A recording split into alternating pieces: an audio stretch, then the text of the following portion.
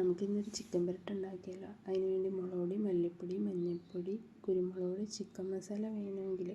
എന്നിട്ട് ഇത് വറുത്തെടുക്കുക. അതിനുശേഷം ചെറിയുള്ളി, സവാള, പച്ചമുളക്, കൊച്ചുള്ളി, ഇഞ്ചി, വെളുത്തുള്ളി എല്ലാം കൂടി അരിഞ്ഞെടുത്ത് വെക്കുക. അതിനുശേഷം മസാലപ്പൊടി പൊടിച്ചെടുക്കുന്നെങ്കിൽ പൊടിച്ചെടുത്ത് ഉണ്ടെങ്കിൽ അങ്ങനെ എടുക്കുക. തേങ്ങാക്കൊത്ത്, പിന്നെ കഴുകി വെച്ച ചിക്കനിലേക്ക് ഈ വറുത്തെടുത്ത പൊടികളെല്ലാം ആഡ് ചെയ്ത് ഉപ്പിട്ട് തേങ്ങാക്കൊത്തും ഇട്ട് കറിവേപ്പില ഇട്ട് നാരങ്ങ നീരും പിഴിഞ്ഞൊഴിച്ച് നമ്മളത് മിക്സാക്കി അരമണിക്കൂർ വെക്കുക. അതിനുശേഷം ചീനിച്ചട്ടി വെച്ചിട്ട് ഇഞ്ചി വെളുത്തുള്ളി ആഡ് ചെയ്യുക. അതിനുശേഷം പച്ചമുളകും കൊച്ചുള്ളി സവാള എല്ലാം കൂടെ വഴറ്റിയെടുത്ത് പിന്നെ മാറ്റി വെച്ച് ആ ചിക്കൻ അതിലേക്ക് ആഡ് ചെയ്ത് അതൊരുവിധം മൂപ്പാകുന്ന സമയത്ത് മസാലപ്പൊടി ഇട്ട് കറിവേപ്പില ഇട്ട് കഴിയുമ്പോൾ നമ്മുടെ ചിക്കൻ പുരട്ട് റെഡിയാവും.